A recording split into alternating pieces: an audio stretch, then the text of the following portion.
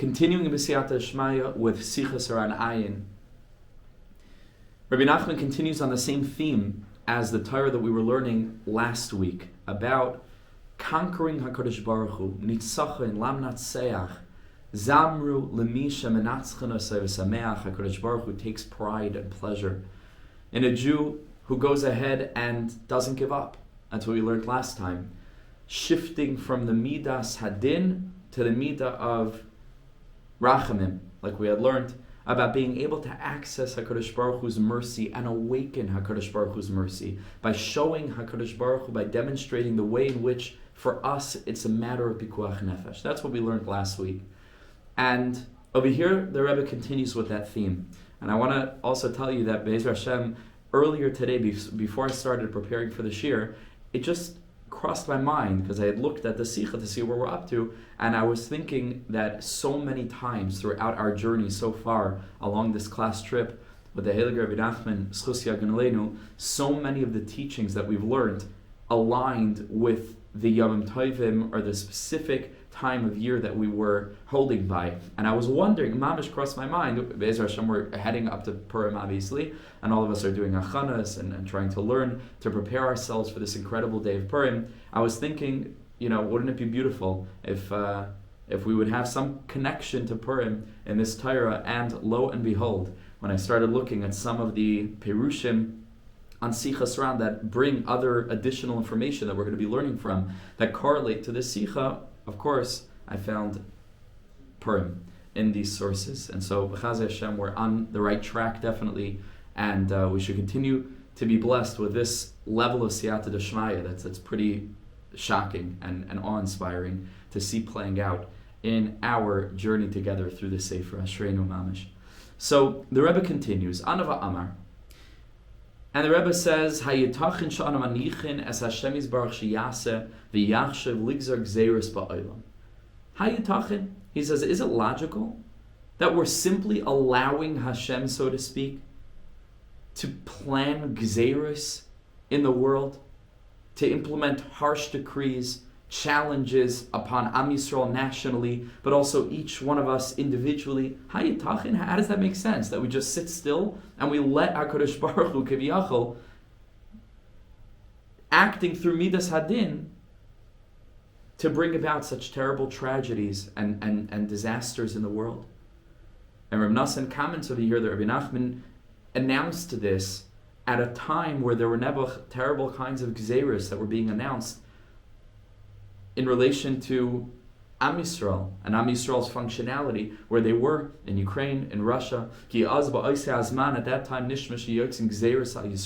that there were going to be terrible decrees that were being issued against the Jewish nation. And he makes reference more specifically in the source we're going to see in a minute, in Chaim Aran Ois Vav, where this is speaking about what was called the punktin, the points. There were certain gezeiros decrees that were handed down by that particular Russian government, but it wasn't like a government, so to speak, it was like a kingdom, that were addressed to the Jews and to what they referred to even then as the Jewish problem. Of course, Jews were always the problem.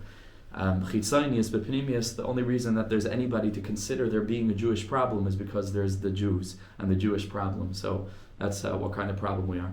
So Al Kapanim, they had these kinds of decrees that they were issuing against the Yidden. Nebuch, the harshest among them, was the decree of the Cantonists, where they were mamish drafting little children to the army. Mamish little children, and this wasn't a universal rule. Whereas the general draft was between the years of 18 and 24, when it came to the Yidden, they were taking kids from 8 years old, 8 to 18. They were taking mamish little kids, and it became clear after some time they couldn't hide it, because the disparity between the numbers of Jewish conscripts and the numbers of Russian conscripts was so disparate. There were so many more Yidden that were being drafted. It became clear that this wasn't about the army. It was mamish about trying to uproot Yiddishkeit and trying to force kids to convert, trying to force kids, Nebuch, because there was no kosher food available, and so they all had to eat treif, and slowly but surely, Nebuch, they were intending, and they did accomplish the utter eradication of major chalakim of Am Yisrael, and not just talking again about adults through harsh physical circumstances. Little impressionable cheder yinglach mamish were being dragged into the Russian army, and they were called the Cantonists, and this was one of the decrees that was included in this general decree called the Punkten, these points. So that's made reference to in Chaim Aran Oisevav, which we'll get to, and it's very likely that that's what's being referred to here as well. Ultimately, even though they were speaking about these gezeiros during Rabbi Nachman's time, he said during his time when they were first speaking about these gezeiros, Rabbi Nachman said that he had managed through his tefillah and his avodah to push off these decrees some 20 odd years or so, and almost to the day, 20 years later, Nebuch, they began to implement these gezeiros. But al kopanim, there was a time where there were gezeiros being heard in the world, al Yisrael. Ki anu tzrichim, says Rabbi Nachman, we need likrois as Hashem Yisbarach me'asakav, to tear Hashem away, so to speak, from his dealings. It's very radical terminology. That HaKadosh Baruch Hu is busy with, trying to plot and plan, obviously for our ultimate good in some kind of way, because all Gevura is emergent from Chesed. But what we are essentially saying to Hashem is, can't it be done in a way of overt Chesed? Does it have to be toiv that's hidden? Like the Lubavitcher Rebbe used to give brachas to everybody. We should be zoicha to see the toiv hanire v'hanikles, not just good, because everything's good. Kol mada aved rachman l'tav avid, but it should be a revealed good. It should be an overt good. It should be obviously clear on the surface that this is tov. We shouldn't have to suffer. So he says, when HaKadosh Baruch Hu is planning some kind of gezeira al pi midas hadin, we have to pull him away from this. To call him away. That HaKadosh Baruch Hu should cast this to the waste bucket of existence, of history. And Hashem should turn to us. That we want to speak to him. We want to speak to him. And again, it takes a tremendous amount of holy azas to Kedusha, to stand up this holy stubbornness and say, Rebbeinu Shalom, I want to have a word with you. This is the king of all kings, the Ein Sof, the infinite force, the Melech Malchei Amlachim. And we have this power. This is how obsessed Hashem is with each and every Jew. We have this power if we're only going to take it seriously. What we want to speak to Hashem about. Through doing this, we have the ability to mamish cause HaKadosh Baruch Hu to kiviyachol, whatever this means, let go of these gezeiros that Hashem has been planning, al pi midas hadin, to call him away, and to engage with our totally separate and disconnected desire to be close to him and to build a relationship with him. And here Rabbi Nachman says, because when any individual Jew wants to daven to Hashem, to pour out his or her heart, listen to this powerful lashon. And there's a Rashi that also seems to say this on Chumash.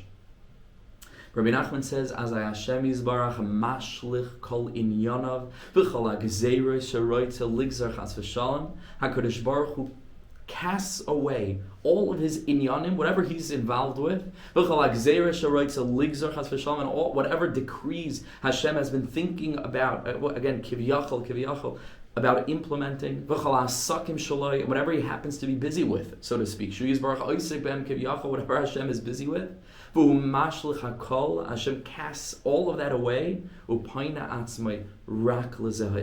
Hashem focuses all of his attention. Again, we don't know what these words mean as they relate to Hashem, what this means. He turns away from doing other things. Hashem is kol yachal. He's able to be focused on that and focused on this. I don't know what it means. But on some level it's true that Hashem casts everything away and he focuses only rak l'zeh ish, and to pour out his heart before Hashem, to request from Hashem that Hashem should help this Jew to come close to him. This is what kind of power our Espodatus has. That it's not just that our tefillahs are listened to, it's true that they're accepted, and even if they're not answered right away, we've been learning in the two previous sessions of our classes over here at shiur, we've been talking about believing that tefillah is more than just a means toward an end, but the tefillah itself, the tefillah mamish itself, we learned about soif kol soif kind of thinking. The tefillah itself is a value. It's more than that. It's not just it is a value, and that HaKadosh Baruch Hu listens to our tefillahs, and Hashem is interested in what we have to say. So interested is Hashem in what we have to say, that Hashem casts away everything else that He's involved in, kiviyachol, and focuses specifically on us.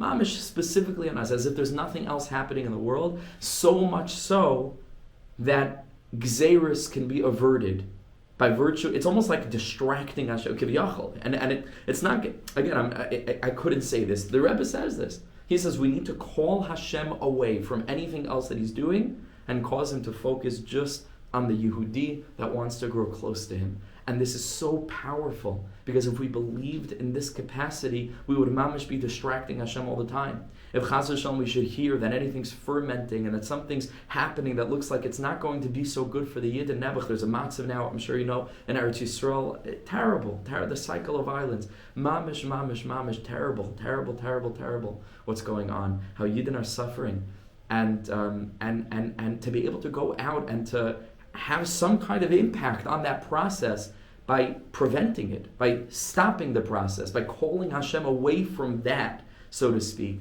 That's a remarkable thing. But it boils down to our faith and our belief that this is actually true, that our tefillahs actually matter. And not only, again, do they matter, but they matter in an ultimate sense. Mamish in an ultimate sense, our tefillahs matter.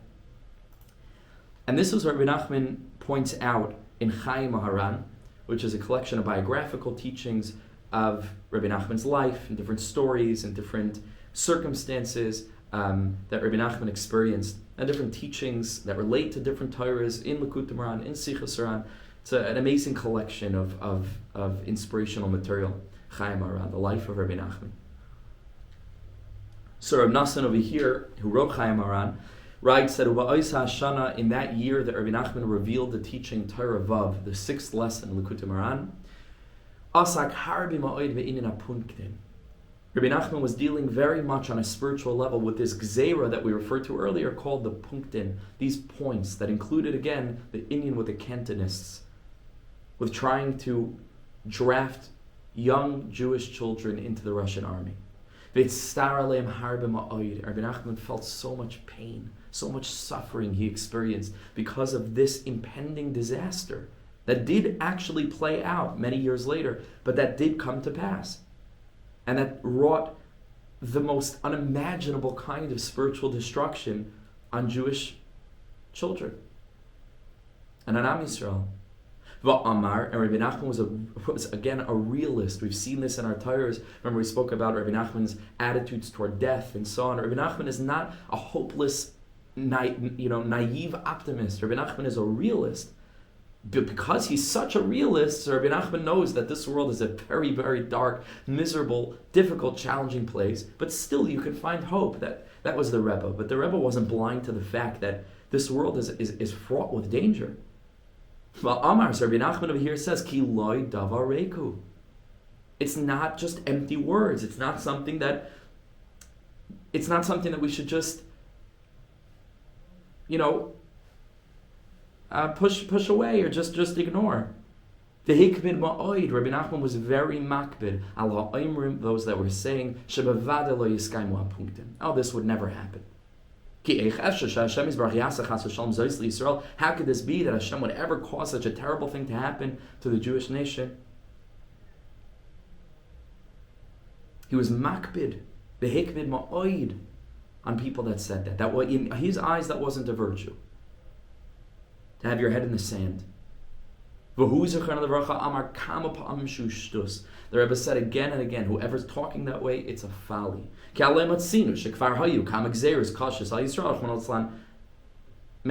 We've seen already that with all of this talk about HaKadosh Baruch Hu being a Rahman and Kilei Chalu Rachmav and Chazdei Hashem Kilei Sam, all this is true. HaKadosh Baruch Hu is a Bala Rachamim. We refer to Hashem in the Gemara as Rahmana. Hashem is Rahmana. The Torah is Rahmana. It's full of Rahmanas with all the curses and everything else called Mada Avid Rahmana Letav Avid Toiv Hashem Lakol. We believe this. But somehow that hasn't prevented the Jewish nation from suffering terribly throughout our exile. We believe that it's for the best in some unimaginable and inexpressible way. We believe that this is for the best. Vayidam Aaron, we spoke about silence. Just silence, that's all, silence. We believe it's for the best. But that isn't to say that things like this haven't happened, don't happen, and won't happen. These things happen. Chas v'shalom. So the Rebbe said it's a shtus for people that are ignoring the circumstances and ignoring the winds of change that are blowing within a society, and to say, oh, that will never happen, until it happens, right? Now, why was the Rebbe so upset about this, though? Not because he wanted everybody to fall into despair and to say, oh my goodness, there's gezeiros, we're finished, we're through. The Rebbe fought mightily, as we know, against Yush, against despair. Ein shum yush ba'olam klal. The Rebbe was upset by this naivete, and that's what it was, this naive sense of optimism. Because the Rebbe says, if you would only be awake to the reality of the threat, you may also be awake to your ability to play a role in averting the threat. That's why the Rebbe was upset about this. Not because he wanted everybody to be depressed and sad and say, okay, we're finished, and there's no hope. Of course the Rebbe didn't want that. The Rebbe says there is hope, but there's hope in as much as you take things seriously. Then there's hope. But all the while that you have your head in the sand, so you don't take it seriously, that then there's taka not going to be hope, because we need every Jew. We need every tefillah. We need every person believing in his or her capacity to call Hashem away from these kinds of gezeiros. We have that ability, but only in as much as we take things seriously. And of course, speaking very delicately, all of us hear within this an echo of the conversations that were happening in the 1930s, in the 1920s, when Hitler rises to power, and slowly but surely things start to be heard, particularly in Hungary at the end, 1944. And all throughout Poland, reports are coming from the places that were affected first. And what did everybody say? It's the same thing. It will never happen. It can never happen. HaKadosh Baruch Hu will never do such a thing. Well, guess what? He can, and he will, and he does, and he did. Chas v'shalom. So this is not for me to judge, or for any of us, chas v'shalom, to judge. We're well beyond that. We have no asaga. Once something like that happens, once something like anything happens, we have no right to open our mouth and to speak and to find fault and blame, chas v'shalom. But it's all an Indian of shtika v'yidam arin. But there seems to be a very strong correlation between the attitude that Rabbi Nachman was makbid about and some of the attitudes in those communities then, and I dare say, again, some of the attitudes that some of us have today. Where constantly we mamish have our head in the sand. And again, not because we should live with this impending sense of doom, but because we should be awake to the reality that yes, threats are real, things happen, but more real than those threats is our capacity to respond to them in a powerful, meaningful way. Because again, remember, HaKadosh Baruch Hu is Oyev Mishpat, but more than that, HaKadosh Baruch Hu, like we learned last time, is Oyev Yisrael. HaKadosh Baruch Hu loves Am Yisrael. And if all of us will stand up and will stake our claim and will call Hashem away kiviyachol from these gezeiros, we have a good chance at averting them. But the first step is not to have our head in the sand. And this is a remarkable source of a very early voice that was speaking to this kind of attitude. Rabbi Nachman was makbid. It's a very strong lashon. Hikbid ma'oid va'amar kama pa'amim shu shtus. He says it's a total folly to speak this way. And again, not because he wanted people to give up, but because he wanted people to stand up and fight. Not necessarily with weapons, and not with torches burning whole Arab villages in Chalawa, last night in Eretz Yisrael. Not that way.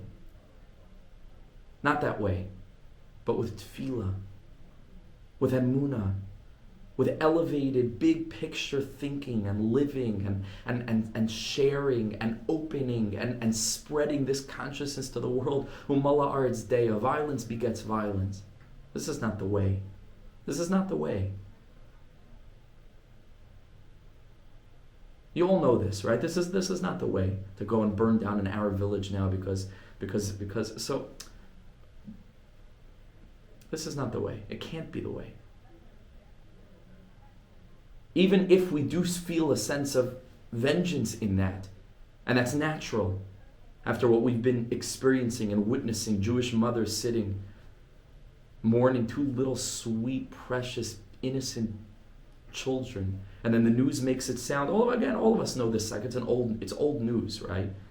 That the numbers of Palestinians that have been killed in raids, leaving out the fact that these are terrorists, most of them, and that these are raids that are built on intelligence to try to find people that are... No, but that's the same thing as two little boys that are mowed down at a bus stop. Hashem Yishmar, Nebuch, Hashem Yishmar.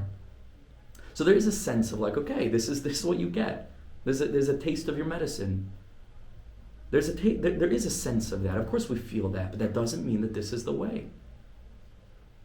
Ein lanu koyach ela bepeh.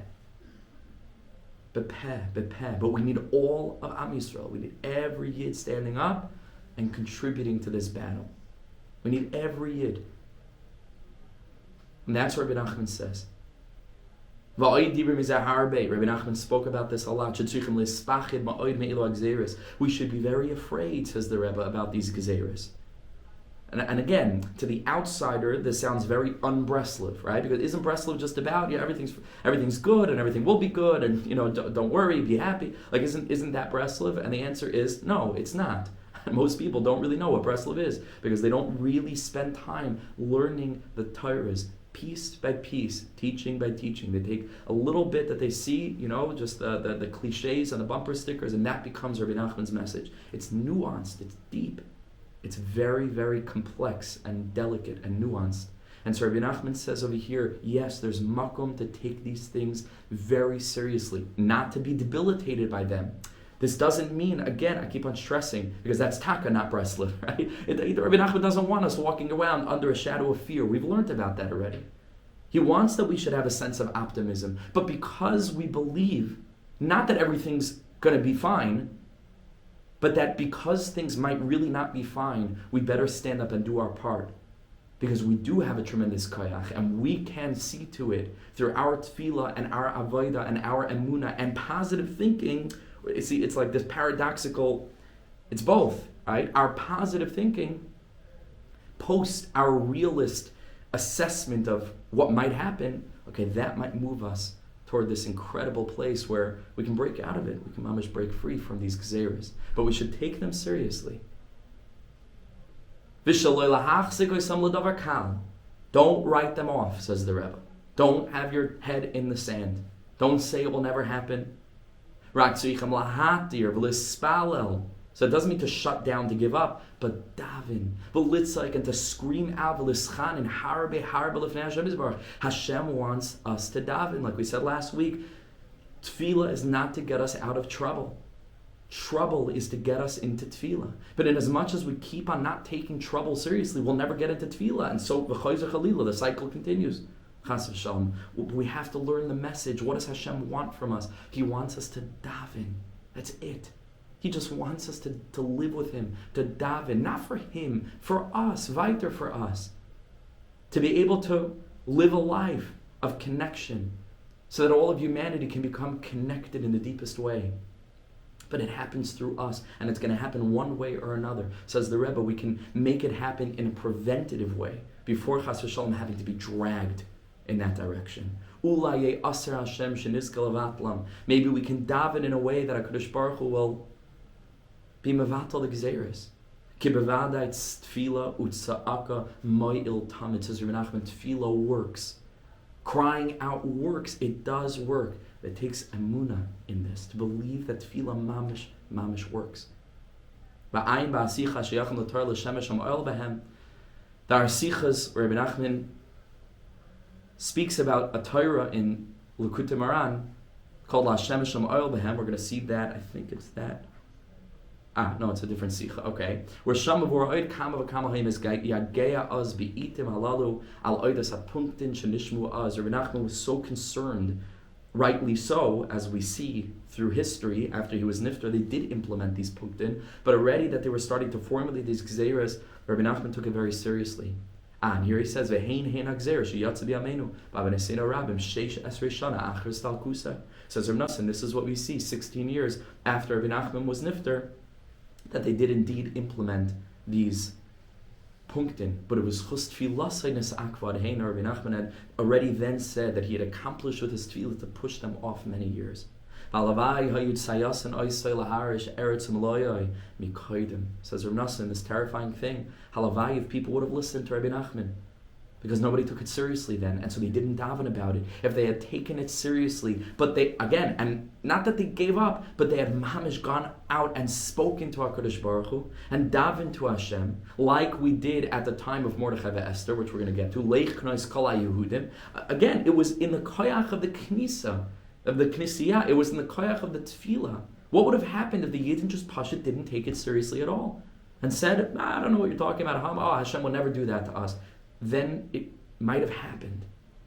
Because it happened to our generation not too long ago. Shem Yishmar. And so there has to be an element where sure we have emunah, and sure we believe and everything's going to be, but we have to remain realists. That's what Rebbe Nachman tells us. You have to live a life of realism. Not to become debilitated by it, but to be able to react accordingly.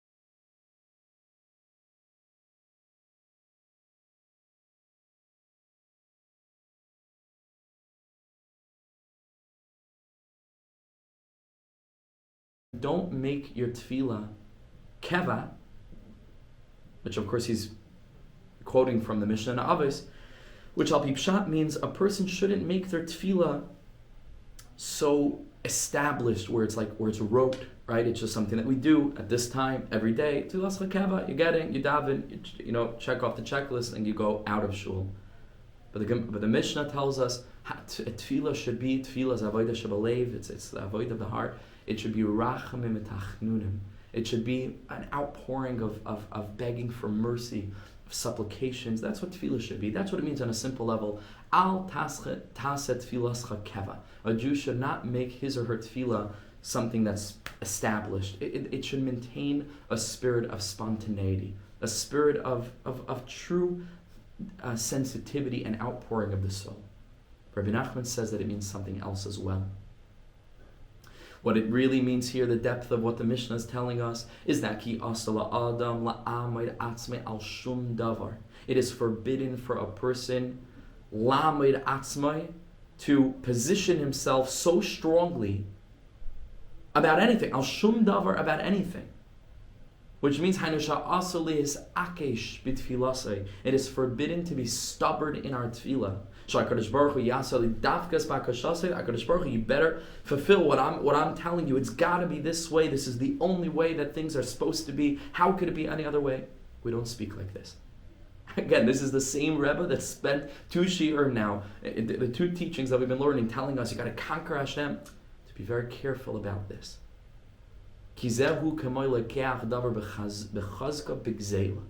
Nachman, if we will do this, and Hashem will capitulate or listen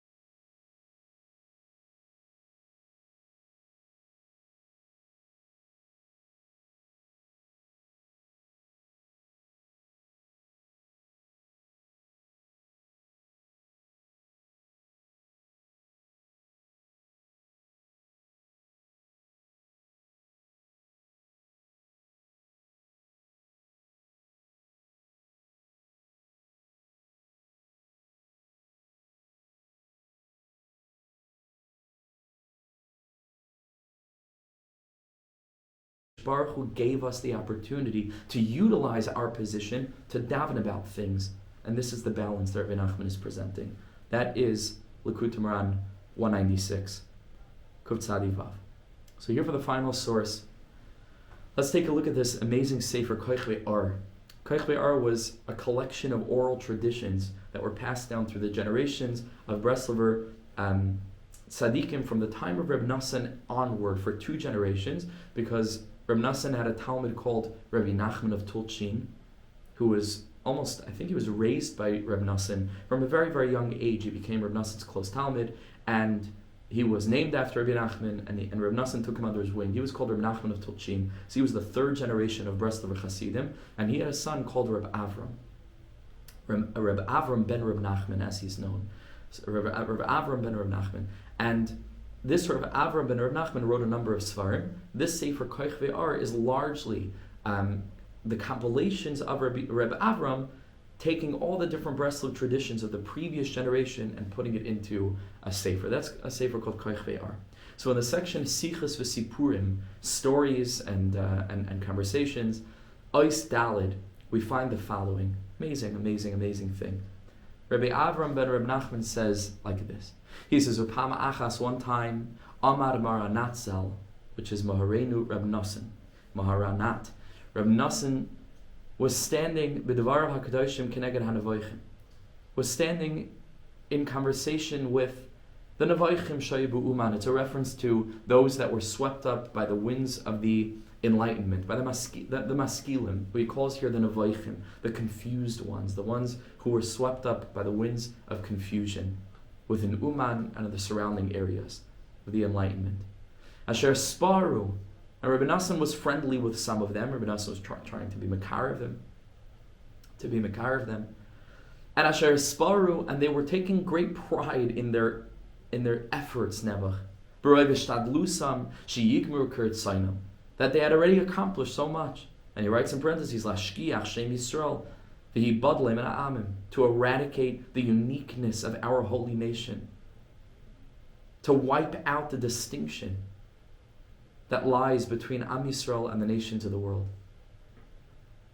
And to try to convince Jews that we're like anybody else, and we should let go of anything that makes us different, because that, they felt, was the source of all of our problems and the persecution that the Jewish nation had been experiencing all along, which of course was turned out to be mamish not the truth, as was shown through 2 world wars, particularly in the Second World War, where they made no distinction between religious Jew and irreligious Jew, made no difference at all.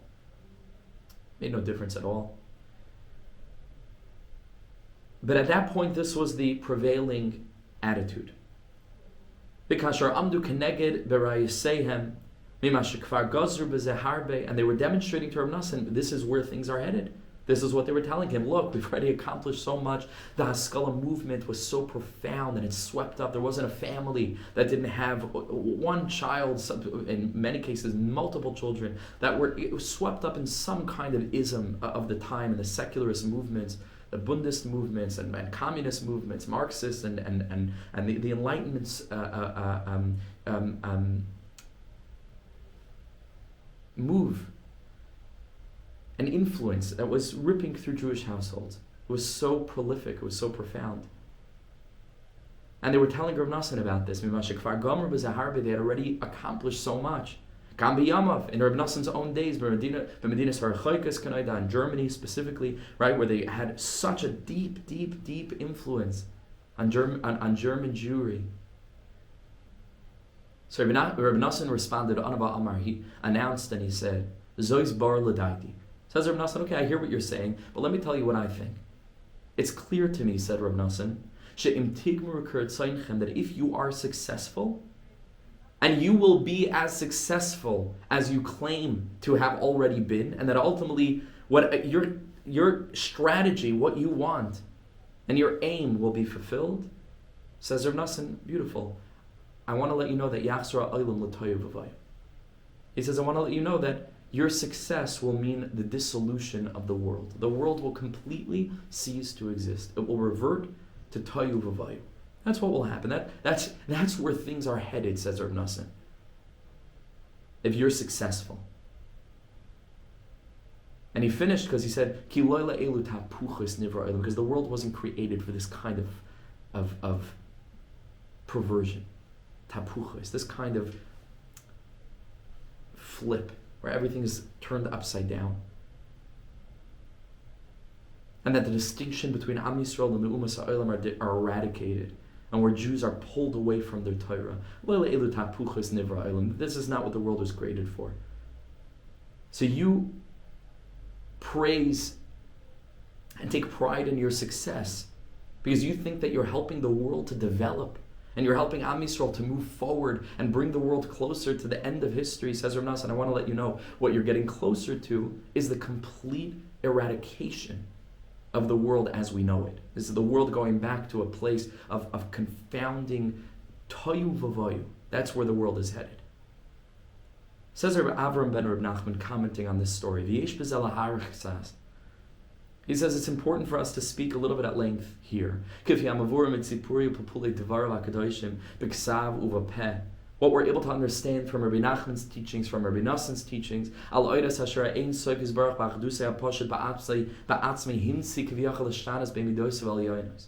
HaKadosh Baruch Hu does all of this on purpose. Of course, HaKadosh Baruch Hu does this intentionally. Consciously, Hashem sends gezeiros to the world. And He causes there to be shifts within His midos, from midas HaChesed to midas HaDin, back to midas HaChesed, back to midas HaDin, zel HaDin, zel HaChesed. Sometimes it's midas HaDin, sometimes it's midas HaChesed. Asher eilu ve'eilu divelikim chayim. That ultimately all of us know that all midas HaDin, it's from Hashem. And like we said in the beginning, kol ma da'avad rachmana l'tava of it, ki gavar aleinu, whatever we experience as gevura, chazdoi. It's chesed. Toiv Hashem lakol. It's ultimately chesed. We know this. But here he says, mamash, a deep thing. V'achdusam. But the klalius, the unity between chesed and gvura, is what he refers to here as bakasav hashlishi gavoya me'al gavoya. Culminates in a third pasuk, which is a reference to the midah that we have, one of the 13 midahs that we use to extrapolate and to elucidate the Torah, that if you have two psukim that seem to be contradictory, so we have to wait for a third pasuk to take one of the sides of one of those psukim. There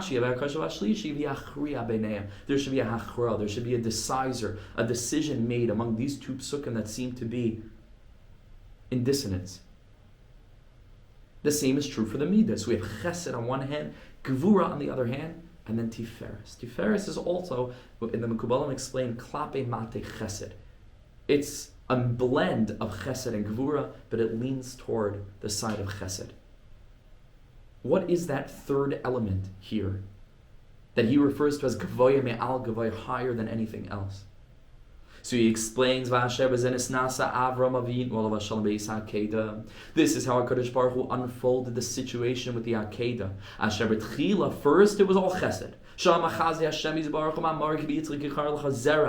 Baruch Hu told Avram this incredible news after 99 years of waiting for a son. You're going to have Yitzchak, and Yitzchak Yikar Lecha Zera. He will carry on your name, the building of the Jewish nation, greatest chesed in the world. All of a sudden, this terrible decree to take this Yitzchak that HaKadosh Baruch Hu promised would produce his legacy and would bring the world to an ultimate tikkun by producing Yaakov Avinu and Yaakov Avinu, the Shvatim, the Shivim Nefesh, and the Shivim Nefesh, and so on and so forth, to Har Sinai and beyond, to you and me today. At the end, at the cusp of the dawn of Mashiach's coming, HaKadosh Baruch Hu tells him to take Yitzchak and to sacrifice him, to bring him as a carbon.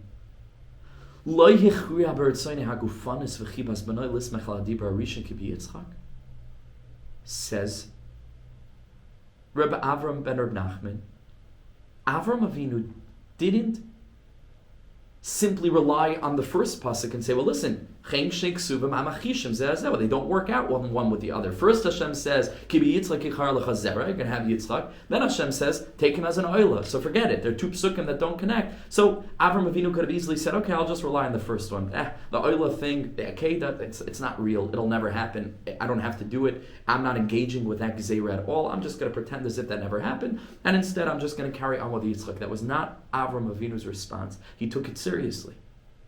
He considered this gezeiros to be something that was an absolute truth, and he went ad kadei about to shecht Avram Yitzchak Avinu. Now, of course, it goes without saying that even though Avram had accepted upon himself the din, you don't think Avram Avinu was davening the whole time, please be mevatel this gezeiros, please be mevatel this gezeiros. Even with taking it super seriously, but there was a tremendous amount of tefillah along the way.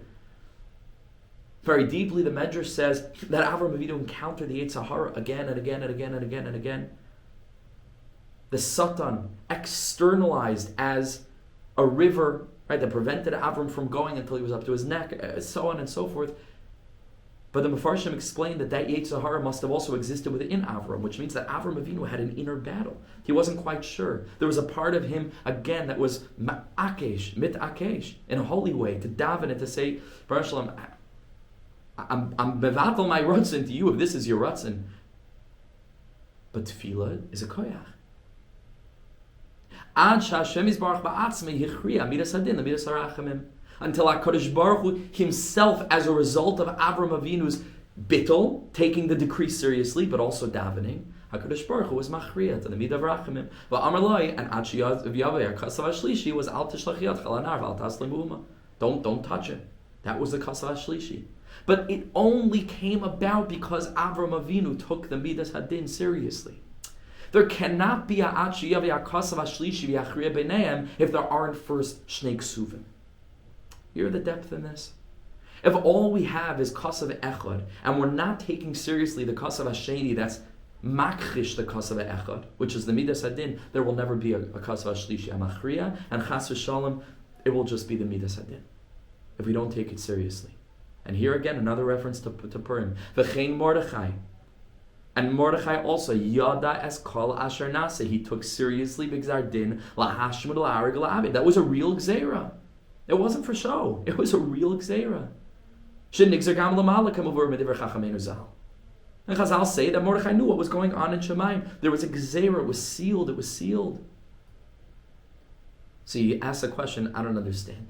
If Mordechai was such a Baal Ruach HaKodesh that he understood that mamish, whatever was happening in Shemayim, he must have surely known. Well, the Chayra, he says, loyal hayaloi liziyari klal. He should have surely known that this was all a big play. This was all a Purim play, that it would never happen. Shouldn't we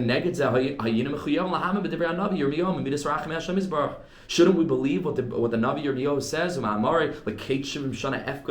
after 70 years, which of course was the whole story of why there was a party in the first place, the Cheshbon, when should we count from the first Galus and the second Galus, when should we count those 70 years?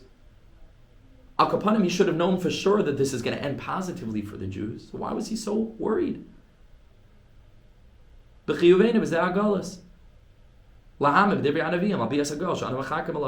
Like we also believe that Mashiach's coming. However, it was because of his intention to take part in the hachra'ah between midas hachesed and between midas hadin. Nisyar v'nivchad. He took it seriously. He went out and he cried and he took it seriously and he davened and he utilized this as an impetus for tefillah. Until he was able to take part in the system of causing to manifest the kasav hashlishi that is machriya b'neihem. Maimar kasav anale kate shivim shana, to bring about this final point over here, that Am Yisrael would go back and that they would be redeemed.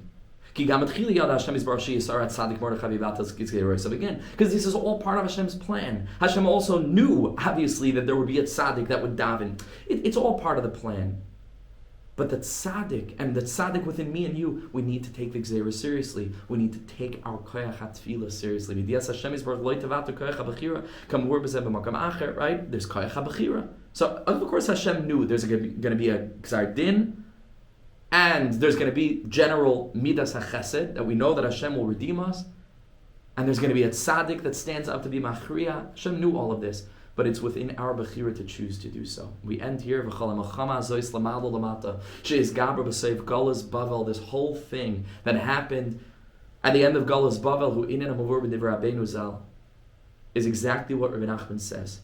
About the pasuk Pesach Chatas Roivitz. It is at the opening that sin crouches. What does this mean? That when a person stands at the doorway, about to break through, about to get into a new place, in his madregas, in his own avodas Hashem, and Klal Yisrael, Klalius, as we stand at the doorway, on the threshold of Geula, at the door mamish with our hand on the doorknob. Misgaber Lov Yoser Koyach HaMesis. That's when there's a kasav hasheni hamakchish, right? That seems to be makchish. All the chazals about, a person that wants to come close to Hashem, Messiah loy. All these mamar chazal about Hashem's chesed and Hashem's desire for us to serve Him. There's a kasav hasheni that's makchish all of that. That's called the koyach hamesis. Kimishal and nakim zeb, they're like battling, wrestling with this. Omeaprat lamar maranat zal ala klal. And from this, Rebbe Nassim learns that this is true, generally speaking, about our whole nation as we stand on the threshold that we've been waiting for. This is our door. Things are happening. That mamish, we can sense it, we can smell it, we can feel it, we can mamish feel it. We're at the threshold of Geula. There's going to be such a cause of Hasheni HaMakrish. There's going to be so many decrees and harsh things that are happening and that are in potentia to happen. Nuclear war, terrible things. Dark clouds over humanity and over the Jewish nation befrat. Livnei Hashem Yisbarach, she'yasser menafshis Yisrael hashmidam chas v'shalom. Chas v'shalom. V'chala oilam choyzel l'toyev v'vay ha'idezeh. And everybody's going to be in bewilderment, and that the whole world, chas v'shalom, will actually manifest and reflect this gezeira that seems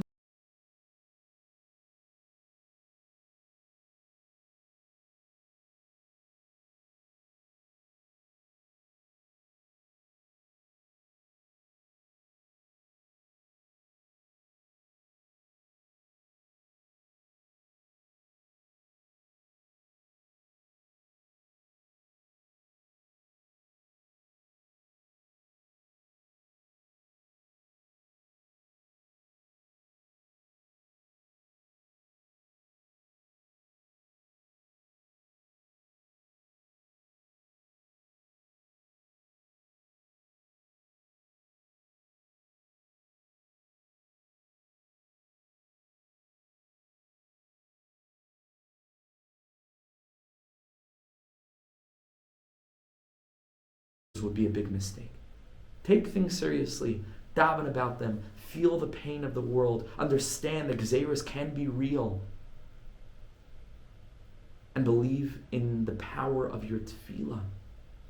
To, like we learned, pull Hashem away from all of his different asakim, whatever this means, and to cause Hashem kivyachol to focus on Am Yisrael and to be mevatel all of the gezeiros. And so this is it's not the ordinary kind of Purim Torah. As you get closer to Purim, you want to prepare, you learn something inspirational, it's intense. But it's a very, very important nikuda.